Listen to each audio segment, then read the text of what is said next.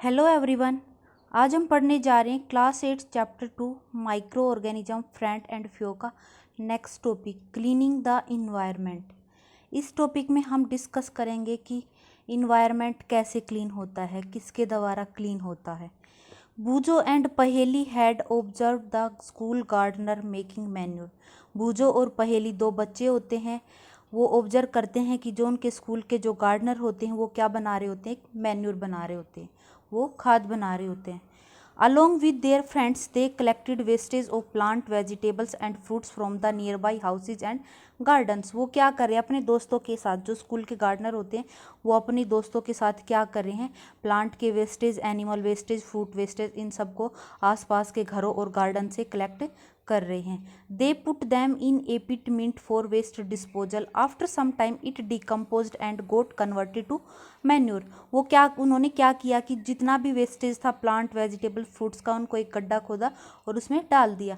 After some time it decomposed and got converted to manure. कुछ समय बाद उन्होंने देखा कि जो भी उन्होंने वेस्ट मटेरियल डाला था वो डिकम्पोज होके मैन्योर में कन्वर्ट हो गया। Boojho and Paheli wanted to know how this had happened.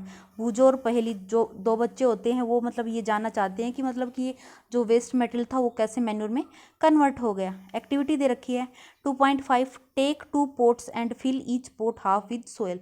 दो पोट्स लेंगे, उनको क्या करेंगे, हाफ सोयल से फिल कर देंगे। Mark them A and B, उनके ऊपर लेबलिंग कर देंगे, ए और बी उनको नाम दे देंगे।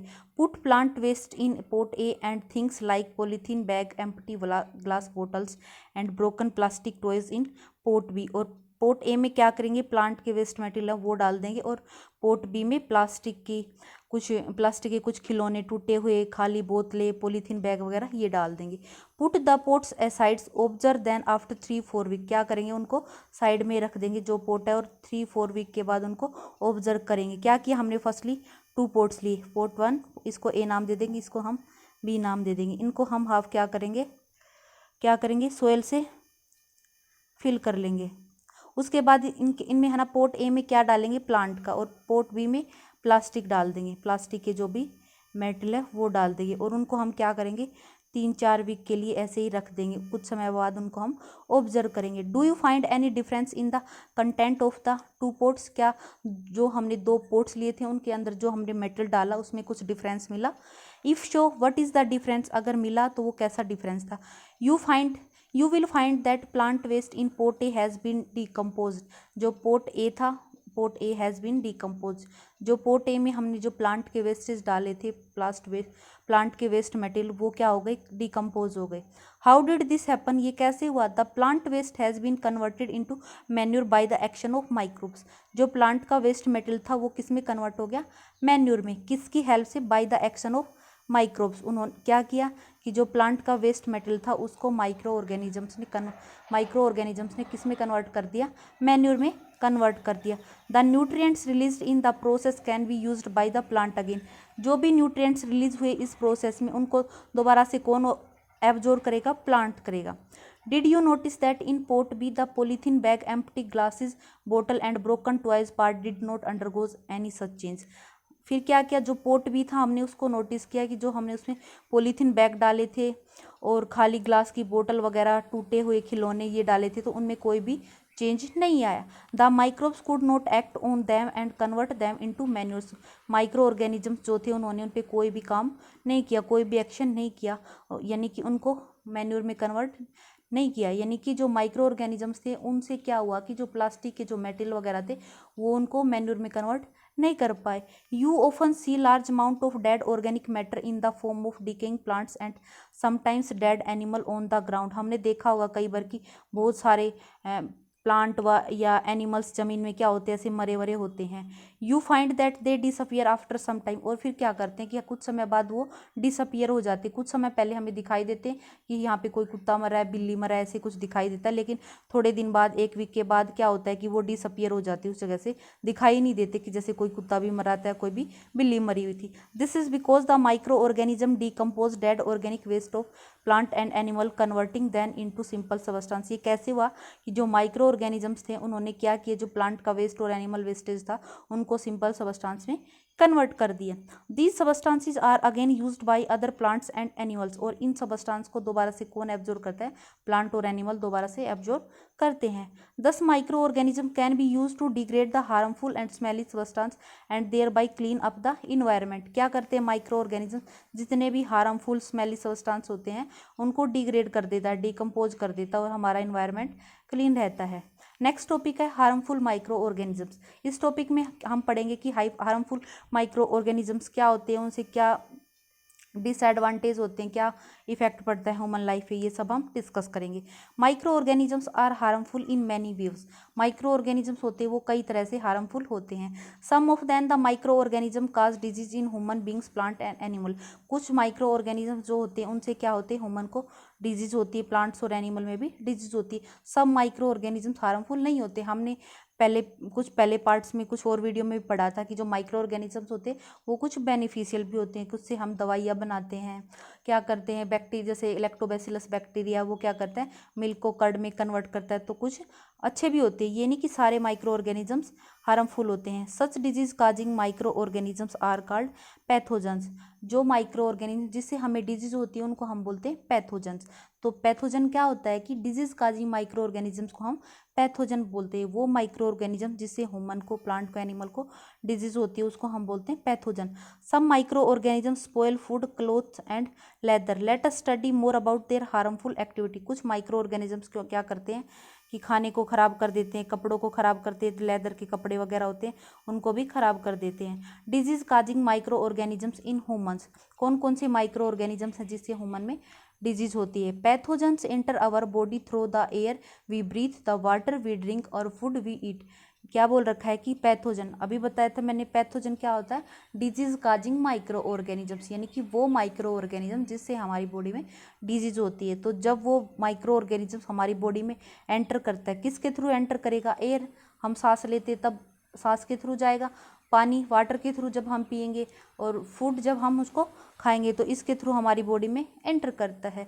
दे can also get transmitted by direct contact with an infected person or carried by an animals. ये डायरेक्ट भी ट्रांसफ़र हो सकता है, जब हम एक इन्फेक्टेड पर्सन को छुएंगे या उसके कॉन्टैक्ट में आएंगे तब भी ये ट्रांसफ़र हो सकता है। Microbial disease that can spread from an infected person to a healthy person through air, water, food or physical contact are called communicable disease. Microbial disease जो कि कैसे फैलती है इन्फेक्टेड पर्सन से हेल्दी पर्सन के थ्रू, या तो air या वाटर, फूड और फिजिकल कॉन्टैक्ट के थ्रू फैलेंगे, उसको हम बोलेंगे कम्युनिकेबल डिजीज। यानी कि कम्युनिकेबल डिजीज कौन सी डिजीज होती हैं, वो डिजीज जो एक इन्फेक्टेड पर्सन से एक हेल्दी पर्सन में या तो हवा के थ्रू, पानी के थ्रू, खाने के थ्रू या डायरेक्ट कॉन्टैक्ट के थ्रू फैलती हैं, उसको हम बोलते हैं कम्युनिकेबल डिजीज। एग्जाम्पल दे रखा है जैसे कि cholera, common cold, chicken pox and tuberculosis.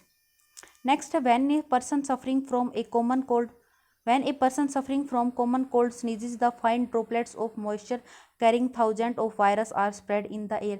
जब एक पर्सन जिसको कोल्ड हो रहा होता है वो क्या करता है, जब वो छींक मारता है तो बहुत सारी फाइन ड्रॉपलेट्स क्या होती हैं एटमॉस्फेयर में चली जाती है, और फिर क्या होता है वो वायरस में enter the body of healthy person while breathing and cause infection. फिर क्या करता है कि जो कॉमन कोल्ड क्या होती है, एक वायरस डिजीज है, तो क्या होता है कि जब कोई भी एक हेल्दी पर्सन क्या करता है, सांस लेता है, तो फिर क्या होते हैं वो फाइन ड्रॉपलेट्स जो भी होती है वायरस वगैरह वो एक उसकी बॉडी में चला जाता है, उससे क्या होता है उसको इन्फेक्शन होता है।